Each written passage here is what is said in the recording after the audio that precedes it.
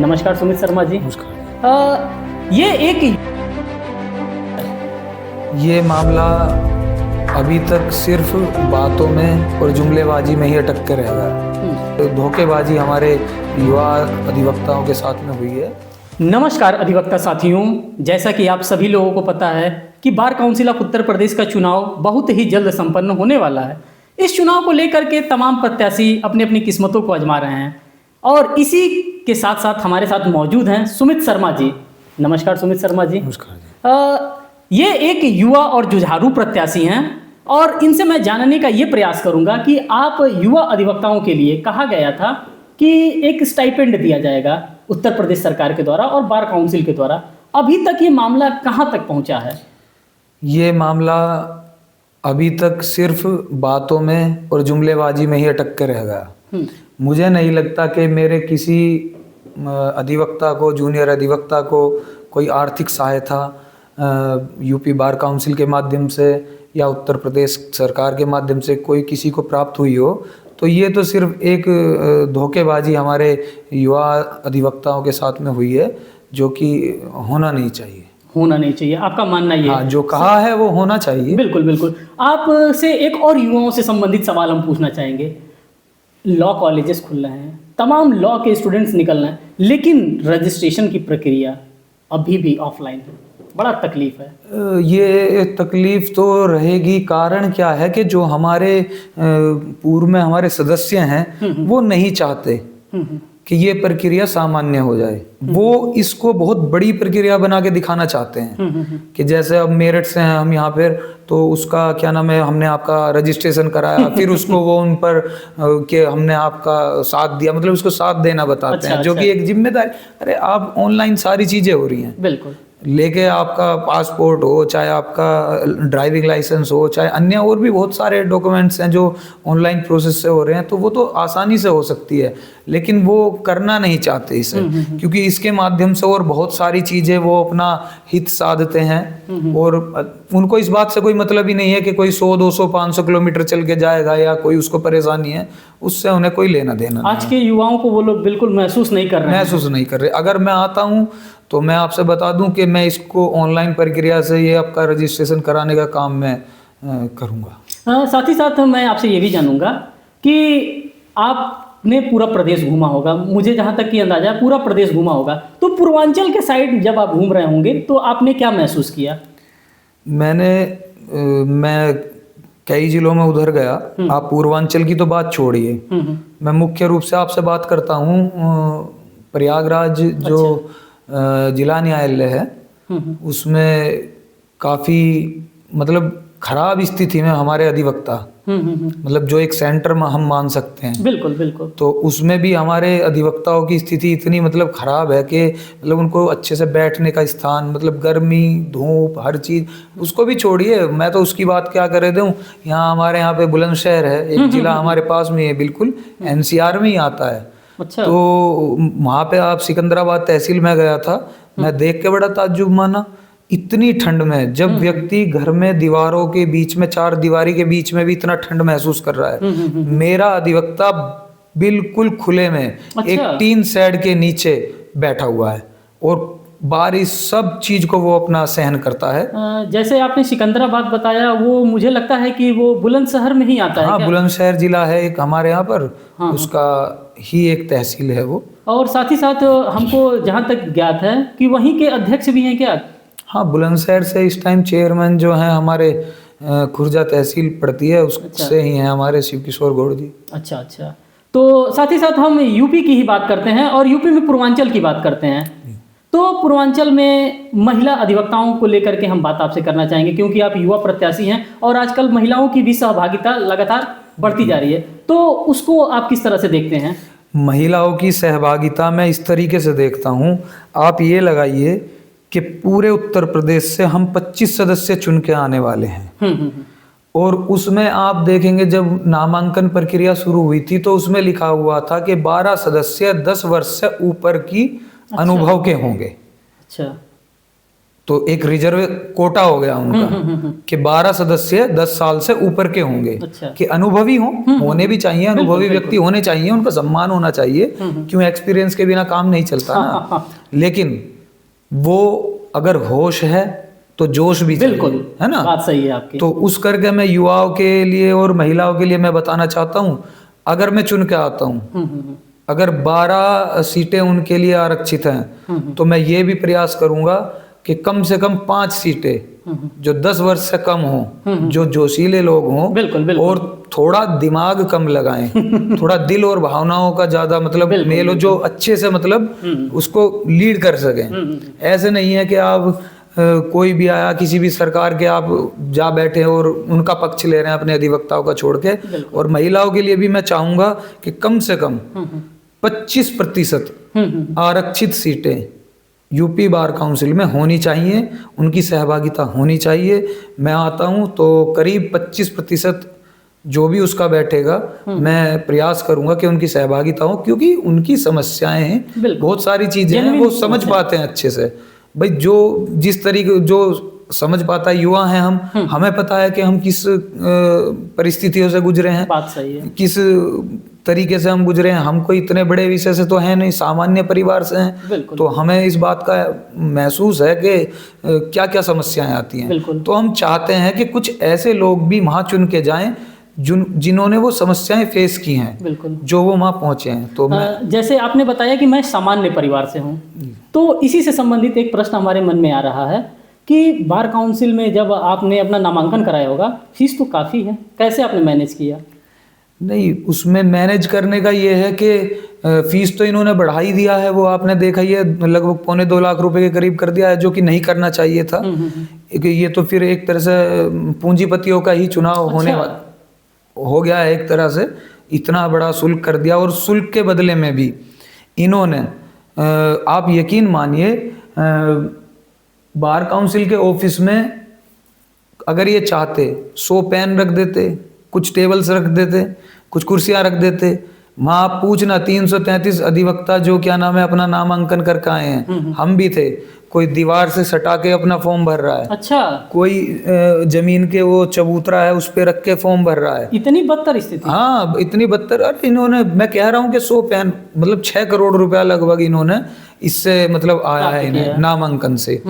तो इन्होंने ये हाल करा हुआ है, जो मन आ रहा है 100 कर रहे हैं, जो मन आ रहा है 100 अपनी मर्जी चला रहे हैं। और बात रही आपके सवाल की कि आप एक सामान्य परिवार से आते हैं, तो आपने कैसे मैनेज किया? बात सही है, युवा भी हैं। नहीं, आप बिल्कुल सही कह रहे हैं, हम सामान्य परिवार से हैं, तो मैनेज करने का तरीका क्या है, ये हमने कैसे मैनेज किया।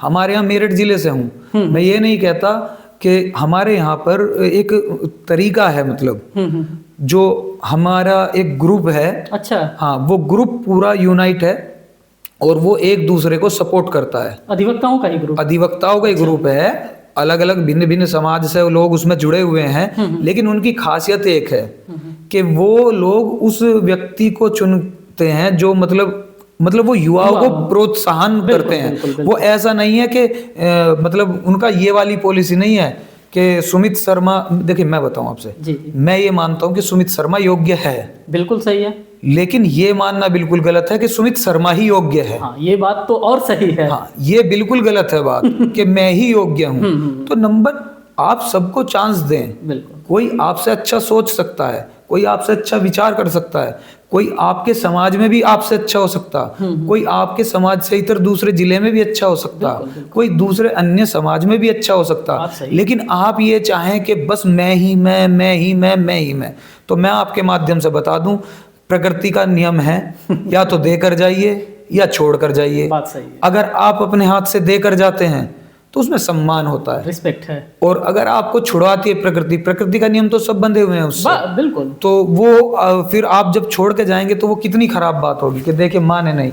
लेकिन अगर आप किसी को प्रमोट करते हैं, जैसे मैं अपने सीनियर्स की बता दूं, उन्होंने कहा कि भाई यूथ है, एनर्जी भी है, ऊर्जा से भरपूर है, जोशीला है, इसको चलाइए, अपने बच्चे को अपने सामने चलना कौन माता पिता नहीं सिखाता? बात सही। कौन नहीं चाहेगा कि उसका बच्चा मतलब उसके सामने चलना सीख जाए, उसके मार्गदर्शन में, जिससे कि कोई दिक्कतें आए तो वो उसके अनुभव के माध्यम से वो सीख के और वो आगे बढ़ जाए। बिल्कुल बिल्कुल। लेकिन अगर माता पिता यही सोचने लगे या कोई भी सोचने लगे कि हम ही हम, तो वो बच्चा तो आपने अपाहिज बना दिया। बात तो बिल्कुल। आपने अपाहिज बना दिया ना वो, तो आप चलना सिखाइए उसको।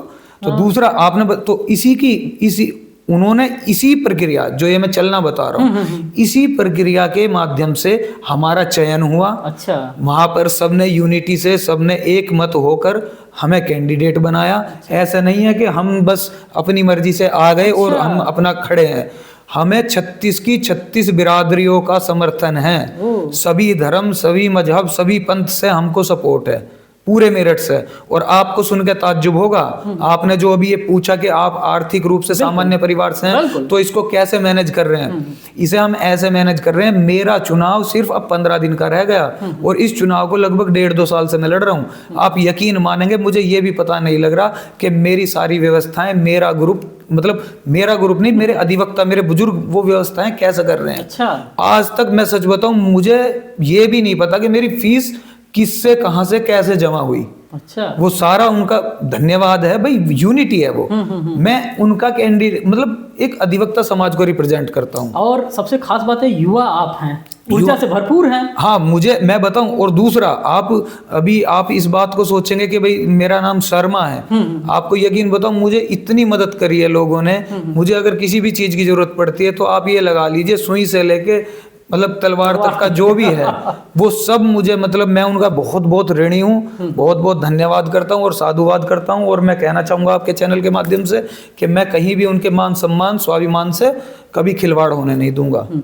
इसी कड़ी में एक प्रश्न आपसे मैं जानना चाहूँगा। आपने कहा कि प्रकृति का नियम है, या तो दे के जाइए या तो प्रकृति आपसे ले लेगी। बिल्कुल। तो मैंने देखा है कि बार काउंसिल में लगातार लोग 5-5 बार सदस्य चुने जाते हैं। ये कैसे होता है? क्या करते हैं वो लोग? वो क्या करते हैं, सही बताऊं तो मतलब वो चुन के तो चले जाते हैं, लेकिन उसके बाद में वो करते कुछ नहीं। मेरे हिसाब से तो मैं सीधा बताऊं, एक गिरोह हो जाता, गिरोह मतलब एक गैंग, मतलब सब उनके मतलब सब जगह उनके मतलब अपॉइंटेड मतलब ऐसे होते हैं, व्यक्ति मेंबर्स हो जाते हैं कि फिर उनके लिए बड़ा कंफर्टेबल हो जाता है उसको करना, और वो उससे वो निकलना नहीं चाहते। तो उस तरीके से वो करके। और दूसरा, अब यहाँ कुछ मैं तो अपने युवाओं से और सभी अधिवक्ताओं से कहूँगा कि पूंजीपति जो हैं, जो इस तरह से आपको प्रभाव में लेते हैं, देखिए आप एक बात समझिए, आज एक व्यक्ति कोई बुक बांट रहा है, मतलब या कोई किसी भी तरह से कोई भी कुछ कर रहा है, वो अच्छा चीज है एक अधिवक्ता के लिए, अगर उसके लिए है। लेकिन अगर कोई दूसरी चीजें कुछ हो रही हैं ऐसी, तो वो हमारे समाज के लिए अच्छी बात नहीं है। बिल्कुल। आप सहायता कीजिए, आप लाइब्रेरी के रूप में सहायता कीजिए, आप कोई अन्य वाईफाई लगाइए जिससे नेट के लिए, आप अच्छी लाइटें लगवाइए, अच्छे तरीके से उनका बैठने का रूम जो है, जो उसका नहीं रूम भी, जो मतलब बैठने का जो आपका सिटिंग है, वो अच्छा सुंदर होना चाहिए। एसी, गर्मियों में तो एसी की व्यवस्था हो, सर्दियों में इस तरह का हो कि मतलब अच्छे से पढ़ सकें। तो इन चीजों पे मतलब वो करना चाहिए, जो कि मतलब ना के बराबर है, जिस पे मैं सीधे बताऊं। ये बातें आपकी बड़ी अच्छी लगी कि इन सभी चीजों की व्यवस्था होनी चाहिए, क्योंकि आप एक युवा प्रत्याशी हैं और आपको ये सारी चीजें लगातार दिख रही है। बिल्कुल। बात एक और है मुद्दे की, आप वेस्टर्न यूपी से बिलोंग करते हैं जी, और अभी हाल ही में मुझे भी खबरों के माध्यम से ही सुनने के लिए मिला है कि आप लोगों ने मेरठ बंद किया था हाईकोर्ट बेंच के लिए। क्या प्रकरण था? नहीं, प्रकरण कुछ नहीं है, इसे प्रकरण ना बताइए, हमारी एक मांग है। अच्छा। और हमारी मांग नहीं है, ये हमारा अधिकार है।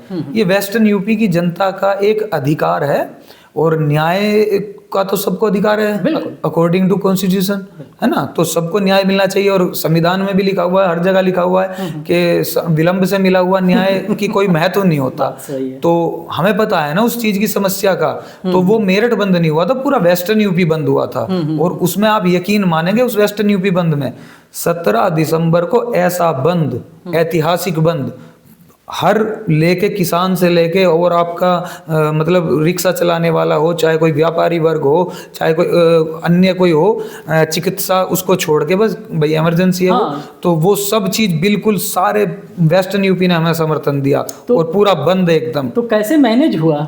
नहीं, मैनेज हुआ, बढ़िया तरीके से हुआ सबको। हमने कम से कम इसकी तैयारी 1 महीने पहले की, लोगों को जन जागरण किया हमने, लोगों को जा के बताया। हमारे अध्यक्ष जो हमारी हाई कोर्ट बेंच केंद्रीय संघर्ष समिति के जो हमारे चेयरमैन हैं, जो मेरठ बार का प्रेसिडेंट होता है वही केंद्रीय संघर्ष समिति का चेयरमैन होता है। अच्छा। श्री संजय शर्मा जी हैं, और जो उसका संयोजक होता है केंद्रीय संघर्ष समिति का, वो मेरठ बार का महामंत्री होता है श्री हमारे राजेंद्र राणा जी। अच्छा, यहीं पे मैं आपकी बात को रोकना चाहूँगा। आप bar council of Uttar Pradesh के सदस्य बनना चाहते हैं और हाईकोर्ट बेंच की अभी लगातार आप लोग मांग कर रहे हैं, आपका चुनाव इससे प्रभावित होगा? तो नहीं, इससे पहली बात तो मैं आपसे ये बता दूं कि ये मांग हमारी गलत नहीं है। दूसरा ये बता दें, हम मांग कर रहे हैं, हम किसी ये थोड़ी है कि कोई बॉर्डर बना हुआ है, वो भाई हैं हमारे, आप भी पूरब से आते हैं, वो भाई हैं हमारे, हम अपने भाई से अपने अधिकार की बात कर ररे हैं।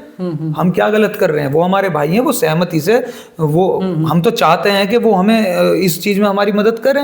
हम या तो हमें ऐसा लग रहा है कि हम अपनी बात सही से रख नहीं पा रहे, या फिर हम उन्हें समझा नहीं पा रहे, या वो समझना नहीं चाहते। तो वो आपस का हमारा, वो किसी बाहर के व्यक्ति का नहीं है, हमारा आपस का है। और इसमें भैया सीधी सीधी बात है। दूसरी बात, आपने ये पूछा ना कि आपका कोई नुकसान हो कि पूरे यूपी का चुनाव है, वोट तो भाई देखिए, नुकसान हो वो एक अलग बात है, लेकिन हम अपने मुद्दे कैसे छोड़ सकते हैं? और जिन्हें डर लगता है इस बात को कहने में, मैं आपके मंच के माध्यम से कह रहा हूँ, हाई कोर्ट बेंच के विषय पे मैं तो बोला हूँ, मुझे नहीं लगता कि कोई जो बार काउंसिल का वेस्टर्न यूपी से लड़ रहा हो वो इस तरीके से बेबाक तरीके से बोल दे।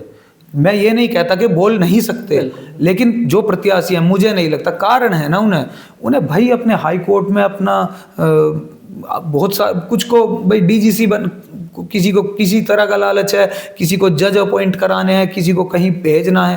भाई मुझे वो लालच नहीं है। खुल के बोलिए, खुल के बोलिए। नहीं, मैं खुल के ही बोल रहा हूँ, आप बताइए मुझसे क्या बुलवाना, मैं वो खुल के बोलूंगा। मुझे अपने बेटे को कहीं नहीं एडजस्ट कराना। अच्छा। मुझे खुद कहीं एडजस्ट नहीं होना। मैं अपने जीवन से संतुष्ट हूँ। और बताइए मैं खुल के क्या बोलूँ? मैं अपने जीवन से पूर्ण रूप से संतुष्ट हूँ। मुझे मेरे बड़ों का, मेरे बुजुर्गों का सबका आशीर्वाद है।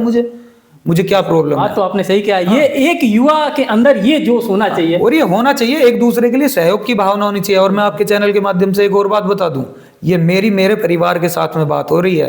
अगर कोई अन्य व्यक्ति अब इसमें घुस के इंटरप्ट करने की कोशिश करेगा ना, तो फिर वो हमारा दुश्मन होगा। ये मेरा परिवार है, अधिवक्ता परिवार है, ये हमारा आपस का डिस्कशन है। तो मैं चाहता हूँ कि ठीक है, मैंने आपके उसके माध्यम से बातें होती हैं। और पूछिए आप। साथ ही साथ हम आपसे ये भी जानना चाहेंगे कि आज के सोशल मीडिया का दौर है, सोशल मीडिया के दौर में हम देख रहे हैं कि अधिवक्ताओं का बड़ा शोषण हो रहा है और तमाम प्रकार के वीडियोस आ रहे हैं, इस पे आप क्या कहना चाहेंगे? देखिए, शोषण हो रहा है या उनकी अधिवक्ताओं के लिए, अब आप देखिए फिल्में आती हैं, फिल्मों में जो कैरेक्टर दिखाया जाता है उस पर आदमी बड़ा वो करता है कि क्या नाम है, वो फलाना जोली LLBI मामला लीगल है, ये है वो है, उनको तो आदमी पूरा लाइक करता है। बिल्कुल, बिल्कुल। उसमें जो वकील का स्ट्रगल है, आदमी आपको ये समझना चाहिए, जो वकील का स्ट्रगल है ना, वो फिल्म का स्ट्रगल नहीं है। जो वो जमीन पे स्ट्रगल करता है ना, जब वो 24 साल का 23 साल का होके एडवोकेसी में जब वो एंट्री करता है, तब उसके ऊपर कितनी बड़ी जिम्मेदारियां, माता पिता की अपनी जिम्मेदारियां, बहन है उसकी जिम्मेदारी, अपना जीवन भी सेट करने की जिम्मेदारी, कितनी सारी चीजें। आप उस पर कभी ध्यान देते हैं? कोई ध्यान देता है? कोई ध्यान नहीं देता। मैं ये चाहता हूं कि कम से कम मेरे वकील को, मैं सच बता दूं आपसे, एक भिखारी की कैटेगरी में खड़ा करने का यहाँ काम किया जा रहा है, दूसरा कुछ नहीं करा जा रहा। अच्छा। हाँ, यहाँ स्थिति ये है। जबकि वो मान लीजिए कल मैं बार काउंसिल का सदस्य बन जाता हूँ, अगर आपके साथ में कोई मिसहैपनिंग हो जाती है, कोई दुर्घटना लग गई, कोई चोट हो गई, कुछ परेशानी हो गई, हमने आपको कोई पैसा रिलीज कर दिया, हम कौन है करने वाले? आपने हमें एक वहां बिठाया तो है, एक सेवक के रूप में बिठाया आपने हमें, तो पूरे 2.5 लाख जो हमारे उन्होंने चुन के, उनका ही तो पैसा है, मैंने आपको दे दिया। फिर मैं आपसे ये कहूँ, मैंने तो आपका ये काम किया। क्यों भाई? आपने सुमित शर्मा जी क्या अपनी जेब से लाके दिए? बिल्कुल नहीं। क्या आपने अपने फादर की कमाई से लाके दिए? क्या ये आपने मेरा ही पैसा मुझे समय पे तो लौटा दिया। यहाँ स्थिति इतनी खराब है, अगर मैं आपके चैनल के माध्यम से बता दूं, कई एडवोकेट्स गुजर गए। अच्छा। उनकी पत्नी फॉर्म का इंतजार, पैसे आने का इंतजार करती करती गुजर गई। कैराना में एक प्रकरण मेरे सामने आया। ये ऐसी स्थिति? हाँ, इतना हृदय विदारक है कि वो एडवोकेट एक्सपायर हो गए, उनकी पत्नी एक्सपायर कर गई, और आज तक भी उनका फॉर्म ऐसा का ऐसा एज इट इज है। एक हमारे अधिवक्ता का मर्डर हुआ, ये उनका मर्डर होने के 5 साल 6 साल हो गए इस बात को, आज तक फाइल ऐसे ही है। लोग लिस्ट बना बना के पढ़ रहे हैं, मैं देख रहा हूँ सोशल मीडिया के माध्यम से। उसमें भी बांटने के लिए आपने किसी के दुख तकलीफ की कैटेगरी नहीं बांटी, उसमें भी आप अपना साथी देख रहे हैं या अपनी जाति देख रहे हैं। अरे वकील की जाति क्या है, वकील का, अरे सबको पता है भाई, ये मुझे पता है रोनित जी की पोजीशन क्या है, मुझे पता है फलाने की पोजीशन क्या है। उस पोजीशन के आधार पे आप उसको थोड़ा सा उसको रिलीफ कीजिए। ये थोड़ी है कि भाई वो मतलब फलाना है तो फलाने के लिए ही आप वो करेंगे। ये स्थिति यहाँ इतनी भयंकर बनी हुई है, लोग बच्चे उनके ऐसे। अरे फिर दूसरी बात, आप मतलब एक वकील के मरने का इंतजार करेंगे तब उसे आप पैसे देंगे। अरे आप उसके जीते जी भी तो कुछ सोचिए। बिल्कुल बिल्कुल, ये बात आपका सबसे सही है कि जीते जी हम सोचेंगे। नहीं, आप उसके जीते जी वेलफेयर की बात कीजिए ना, कि वो थोड़ा मतलब एक वकील को 2-4-5 लाख रुपए लेने के लिए पहले मरना पड़ेगा, तब आप उसकी मदद करेंगे। ये तो बड़ा ड्रामेटिक हो गया, तो, पहले मरे, हाँ तब उसको मदद होगी। अरे तो आप उसके लिए पहले कुछ योजनाएं ऐसी बनाइए ना। हमें पता है कि भाई कितनी समस्याएं हैं। नहीं, आपकी बातें तो पिंच करने लायक है, आपकी बातें तो पिंच कर रही हैं, और जो युवा है उसको महसूस होगा कि नहीं, हमारा जो भाई कह रहा है ये एकदम मजबूती से अपनी बात को रख रहा है। साथ ही साथ हम ये भी देख रहे हैं सुमित जी कि आजकल पुलिस वर्सेस अधिवक्ता हो गए। ये क्या मामला है? हापुड़, आगरा, बनारस, क्या है, क्या चल रहा है? आपसे सीधे बता दूं एक बात, पुलिस मतलब एक एडवोकेट वर्सेस तो कुछ हो ही नहीं सकता। एडवोकेट के वर्सेस जो होगा ना वो एडवोकेट ही होगा। ये आपसे मैं बता दूं। जी बिल्कुल। कोई सामने खड़े होने की स्थिति, वो सामने खड़ा तब हो रहा है कि जब हमारा ही पार्ट, जब सुमित शर्मा ही दूसरी तरफ जाके खड़ा हो गया तब हमने दूसरे को बल दिया है। अन्यथा इस दुनिया का इतिहास है, भारत का मात्र नहीं, इस दुनिया का इतिहास है। अधिवक्ता ने जो भी आंदोलन किया, चाहे भारत की आज़ादी का हो, चाहे अमेरिका की उसकी स्वतंत्रता का हो, या किसी भी चीज का हो, कहीं भी आप उठा लीजिए, अधिवक्ता ने जो भी आंदोलन चलाया है उसको पूरा करे बिना रोका नहीं है। स्थिति है। लेकिन हमारे आंदोलनों में या हमारी समस्या में क्या दिक्कत आती है? अब आप एक बात बताइए, हाई कोर्ट का ऑर्डर उन्होंने, हमने किसी ने इसका विरोध किया कि बार काउंसिल के किसी सदस्य ने, मतलब मेरा अधिवक्ता मर जाए, मेरे फैमिली में मेरा परिवार है अधिवक्ता, वो मर जाए, मैं उसको रोने भी नहीं जाऊं, मैं उसके क्रिमिनेशन में भी नहीं जाऊं। मैं कंडोलेंस करने का अधिकार कहाँ है? कंडोलेंस कौन करेगा? उसको कहा मानना करेंगे आप उसकी? ये कौन कह दिया? कैसे हो गया? नहीं, ये उसमें हाई कोर्ट के उसमें है, ये उसमें अभी पिछले साल का ये वो मामला है, उसमें के अधिवक्ताओं को हड़ताल करने का कोई अधिकार नहीं है। अधिवक्ता को और हड़ताल करने का नहीं है, तो अधिवक्ता तो कलम का व्यक्ति है, कलम से तो वो अब बंदूक तो उठाएगा नहीं। हम तो कलम के हैं ना, हम हिंसा में कोई ना हमारा विश्वास है। अगर वही अधिकार हमारा, एक अधिवक्ता के पास अपना गुस्सा या अपनी डिमांड के लिए कोई हथियार है तो वो हथियार मात्र हड़ताल है। मात्र हड़ताल भी नहीं कह सकते, उससे पहले बहुत सारी प्रक्रियाएं हैं, लेकिन जब कोई अति हो जाती है तो फिर क्या बचता है? हड़ताल ही तो है। वो अधिकार भी आपने छीन लिया, कोई कंडोलेंस मतलब नहीं कर सकते उसमें, तो बिल्कुल गिरवी, मतलब सीधा सीधा है, बिल्कुल चरणों में अर्पित कर दिया है हमें। ये पोजीशन हमारे यहाँ की इस टाइम, कारण है उनके अपने अपने निजी हित सबके लगे हुए हैं। तो कैसे निजी हित, कुछ खुल के बताइए। नहीं, खुल के आप मुझे पूछिए ना, खुल के, मैं कम मना कर रहा हूँ बताने के लिए। नहीं, जैसे आप कह रहे हैं कि भाई निजी हित हैं सबके, किसी को राज्यसभा जाना है, अच्छा हाँ, किसी को विधान परिषद जाना है, किसी को कहीं जाना है, किसी को अपने परिवार के बच्चों को एडजस्ट कराना है, किसी को यहाँ तक छोड़िए अपने बेटे को छोड़े किसी को पोते को एडजस्ट कराना है। अच्छा, ये सब भी मामला चल रहा है? नहीं तो मामला क्यों, यही मामला है। और बताइए क्या खुल के पूछना है? सबको पता है कि क्या सबको जाके वहाँ उनकी जी हजूरी बजानी है? अरे जब आप किसी सरकारी पद पर बैठ गए, मान लीजिए मैं यूपी की गवर्नमेंट में हिस्सेदार हूँ, आप मानिए सुमित शर्मा यूपी की गवर्नमेंट में हिस्सेदार है, मैं कोई भी किसी भी लाभ के पद पे हूँ, कुछ भी है, जो भी है, सरकारी अधिवक्ता या कुछ भी अन्य माने जो भी है, फिर मैं अपने अधिवक्ता का पक्ष कैसे ईमानदारी से रख पाऊंगा? उसमें तो मैं ढोल मोल कर दूंगा ना, मैं फिर संतुलन बनाने की कोशिश करूंगा। बिल्कुल बिल्कुल। लड़ाइयों में संतुलन नहीं बनाया जाता, या तो यहाँ है या यहाँ है, संतुलन यहाँ नहीं बनाया जाता।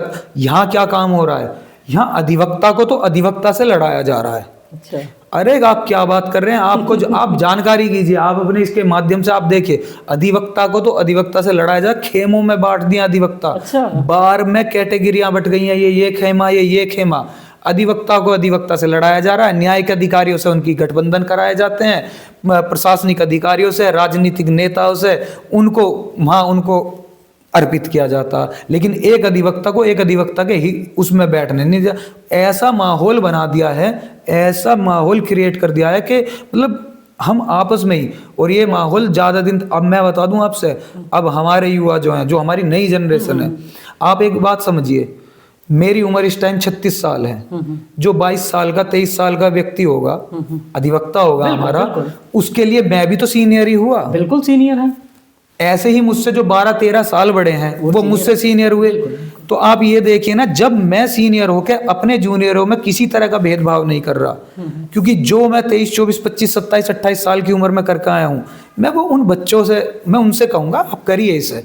मैंने उन्हें रास्ता दिया, आप रास्ता नहीं दे रहे हैं अपने बच्चों को, आप उन्हें रास्ता देना नहीं चाहते, नहीं देना चाहते तो मत दीजिए, अपने आप बना लेंगे रास्ता, क्या बात है इसमें। आप और मैं सारे सीनियर की बात नहीं कर रहा, मैं एक बात और बता दूं, ऐसे ऐसे सीनियर भी हैं हमारे यहाँ पर जो चाहते तो बार के प्रेसिडेंट कई बार बन जाते, बार काउंसिल भी अच्छे से बन जाते।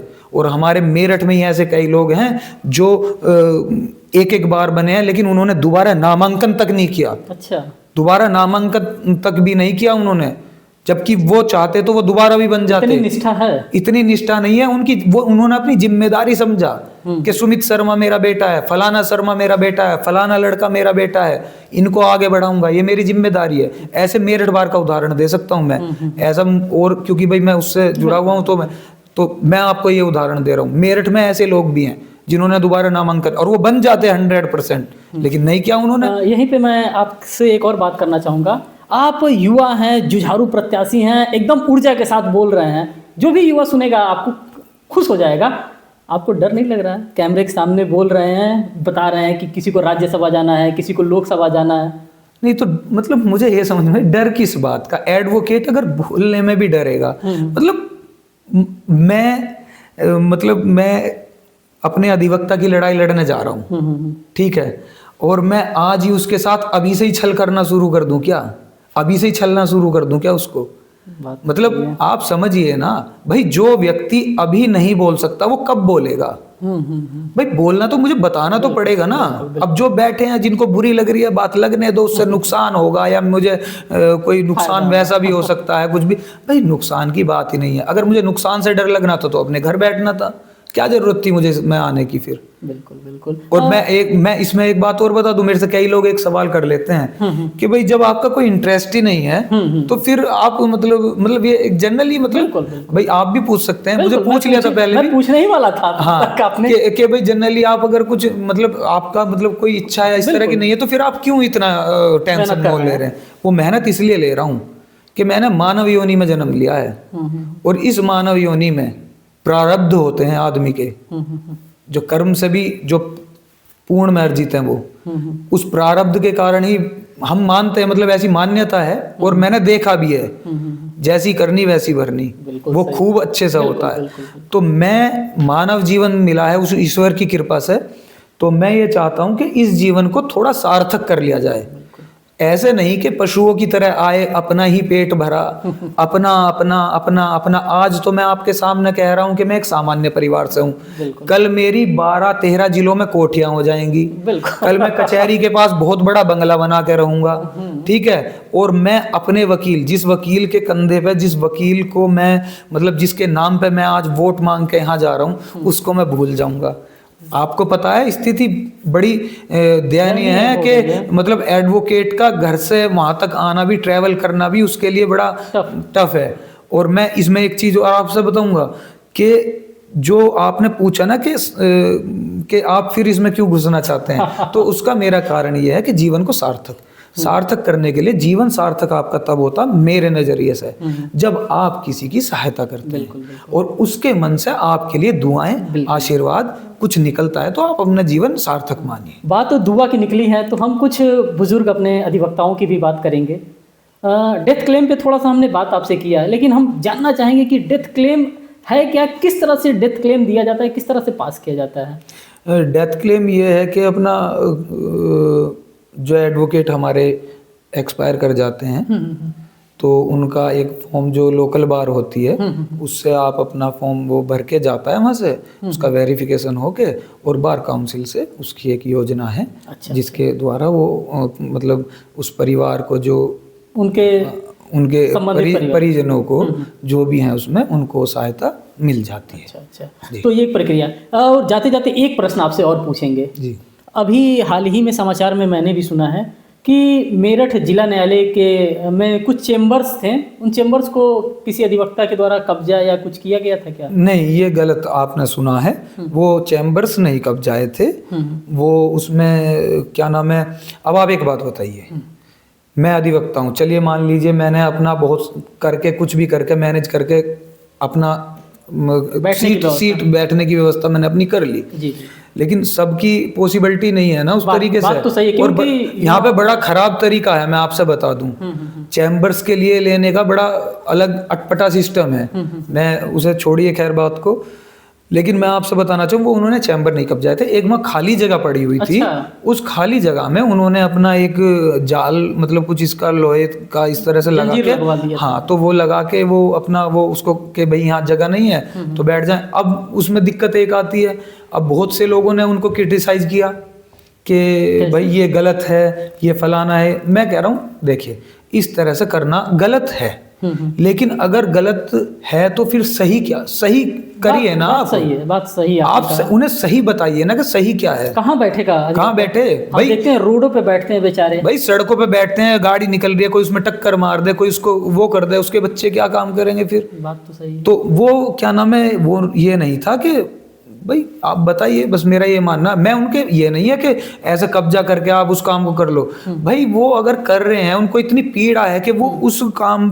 पर जाने के लिए मजबूर हुए, तो मतलब समझिए स्थिति कितनी खतरनाक हो रही है। बद से बदतर है, बद से बदतर है। और मान लीजिए आज तो ये ऐसा हुआ, कल को कुछ और भी हो सकता है, कोई दुर्घटना भी हो सकती है, कोई हादसा हो सकता है, वकीलों का और पुलिस का टकराव भी हो सकता है। तो बहुत सारी चीजें। आपने मुझसे ये पूछा था अभी के क्या नाम है, वकील वर्सेज पुलिस, इस पे मैं आपसे बता दूं, बिल्कुल भी वकील वर्सेज पुलिस कुछ नहीं है, वकील वर्सेज कोई नहीं है।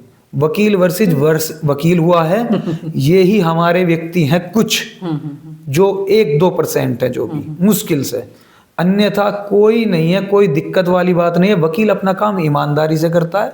आपको एक चीज और बता दूं, इस दुनिया के सारे प्रोफेशन में सबसे ईमानदार प्रोफेशन एडवोकेट का है। अब कोई हमसे कहे, मैं उसके 4-5 उदाहरण आपको दे सकता हूं। मैं पुलिस का तो आपको पता भ्रष्टाचार में नंबर 1 है। जब रैंकिंग उठ के आती है ना, तो भ्रष्टाचार में नंबर 1 आती है, ठीक है। जब आप अस्पताल में जाएंगे, लोगों को ये तक देखा है कि मर गया था और 3 दिन तक उसको वेंटिलेटर पर लटकाए रखा, मरे हुए का भी पैसा वो ये। स्कूलों की स्थिति ये है, मनमानी फीस, मनमाना जो मन कर रहे हैं सो कर रहे हैं, कभी अब ये चीज, अब कभी वो चीज, कभी अब ये प्रोग्राम, तो वो पूरा शोषण। और न्यायिक तो आप देख ही रहे हैं, न्याय के कहने के लिए न्यायालय है। मैं आपसे एक बात बता दूं, हमारे यहाँ लोक अदालत होती है, राष्ट्रीय लोक अदालत, उसको मैं कहता हूं राष्ट्रीय लूट अदालत। राष्ट्रीय लोक अदालत नहीं है वो, राष्ट्रीय लूट अदालत है वो।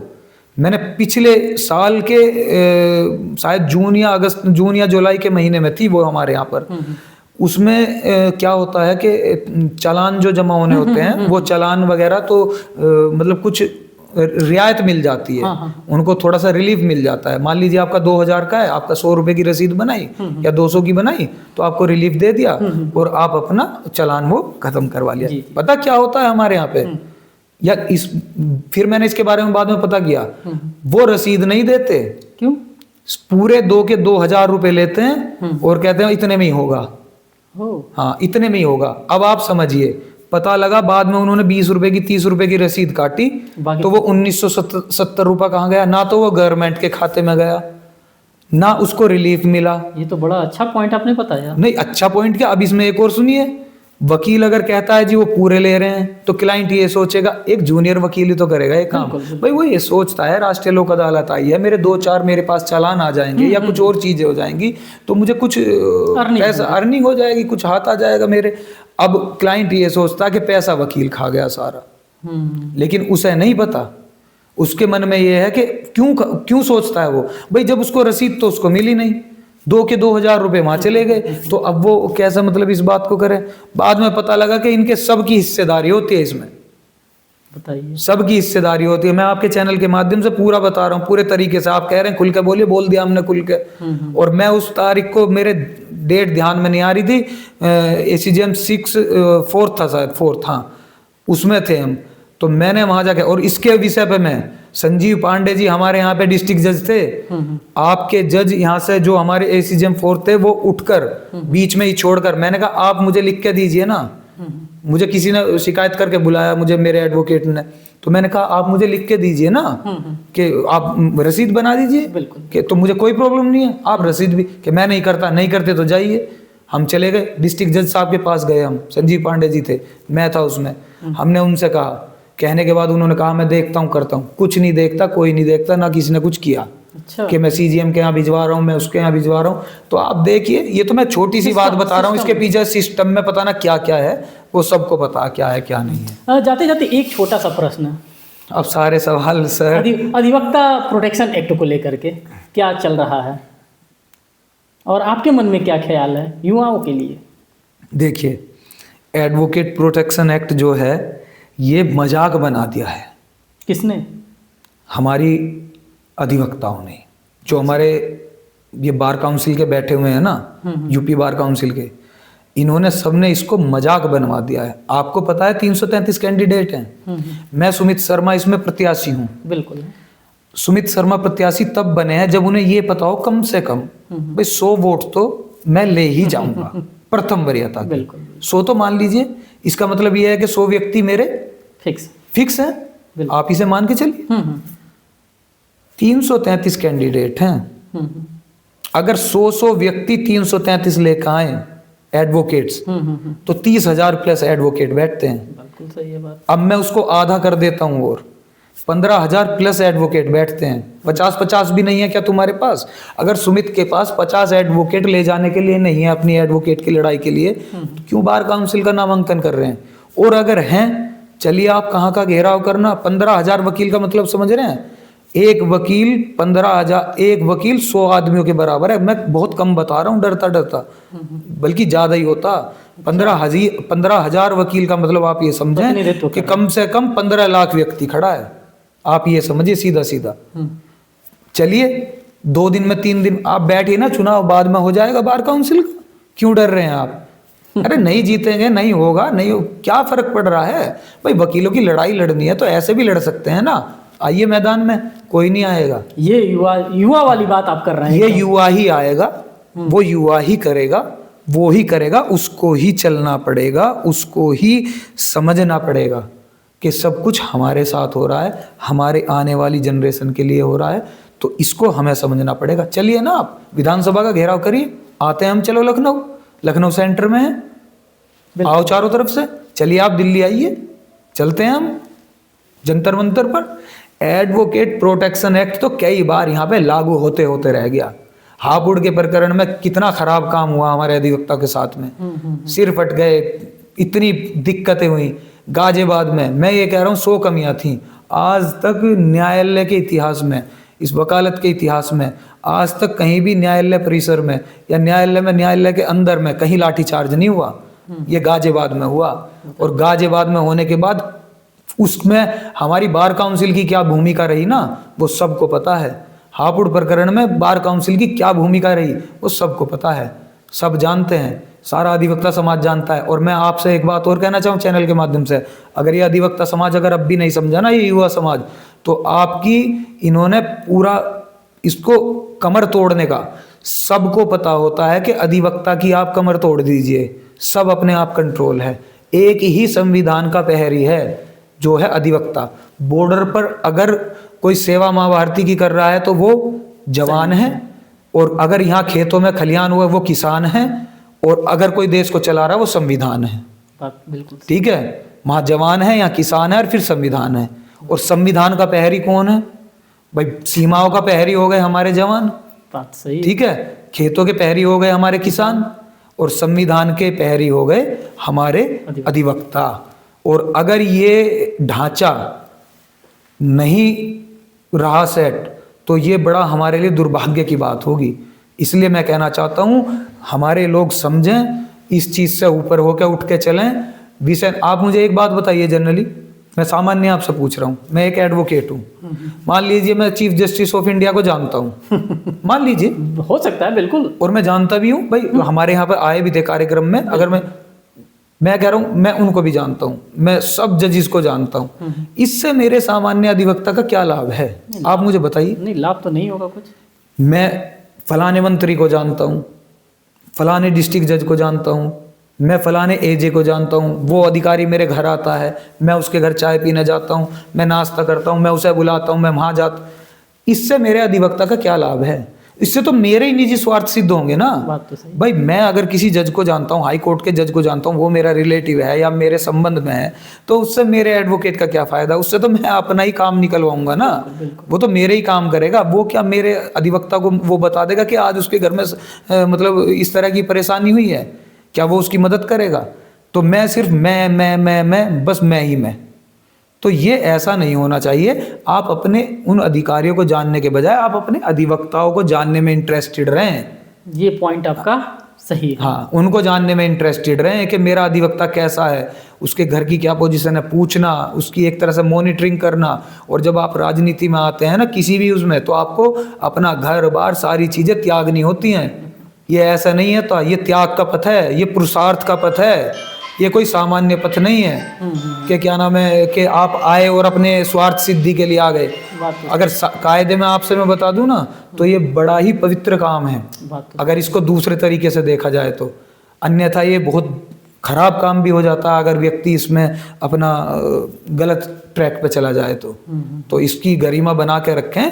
अधिवक्ता जान है इस देश की, रीढ़ की हड्डी है इस देश की, और इस रीढ़ की हड्डी पे जो भी आता है वही वार करता है। कोई सरकार आ जाए, प्रदेश की सरकार आ जाए, केंद्र की सरकार आ जाए, जो अब से पहले प्रदेश में सरकारें थी वो कहते थे हम हाई कोर्ट बेंच देंगे, हम एडवोकेट प्रोटेक्शन एक्ट लाएंगे, वो बनते ही फिर वो खत्म, फिर वो कहती है हमें लाइए हम लाएंगे। 43-44 साल हमें उसे हो गए। मेरा अधिवक्ता की कोई भी उसे धमका देता है, आपको पता होना चाहिए हम हर समय क्रिमिनल्स में घिरे रहते हैं। हर तरीके का आदमी हमारे पास आता है, हर पैसे का, हर तरीके का आदमी जिसके हम टच में रहते हैं। तो हमारी परिवार की चिंता कौन करे? मेरे छोटे छोटे बच्चे हैं, उनकी चिंता कौन करे? हमारी माँ भी सोचती हैं, हमारे पिता भी हैं, पत्नी हैं, बहनें हैं, तो हम तो सबसे जॉइंट है ना। तो हमारी सुरक्षा की गारंटी कौन ले? या फिर बस एक बार मतलब सिर फूटा या हमारी जान गई और बस आपने हाय हाय हाय हाय 2 दिन करी, उससे उस परिवार का बच्चा वापस आ गया, उसको इंसाफ मिल गया क्या? तो कम से कम इतना तो आप सोचिए, समझिए। ये प्रोटेक्शन एक्ट तो इन्होंने, मैं इस पे बात इसलिए नहीं करता ना कि हम लाना नहीं चाहते, हकीकत बताएं हम आपसे। आज आप मुखालफत कीजिए, आप आज अपने खेमे में खड़े हो जाइए, दूसरे को छोड़ के आज आ जाएगा। आप जिस दिन अपने खेमे में अपनों के बीच में खड़े हो गए तभी आ जाएगा, कुछ भी हो चाहे वो। अधिवक्ता मैं लिख के दे रहा हूँ, आपके चैनल के माध्यम से कह रहा हूँ, कोई ऐसी मांग नहीं बनी जिसे अधिवक्ता उठाए और वो पूरी ना हो नहीं सकता। तो दर्शकों, ये था आज का पूरा पॉडकास्ट। और इस पॉडकास्ट में आपने सुमित शर्मा जी को सुना, जो कि एक युवा प्रत्याशी हैं और इनके अंदर दम लगा करके जोश है, किसी भी बात को कहने में बिल्कुल भी घबरा नहीं रहे हैं। हाँ, बहुत बहुत धन्यवाद सुमित जी, आपने अपना कीमती टाइम दिया। फिर मिलेंगे इसी तरह के अपडेट के साथ, तब तक के लिए नमस्कार।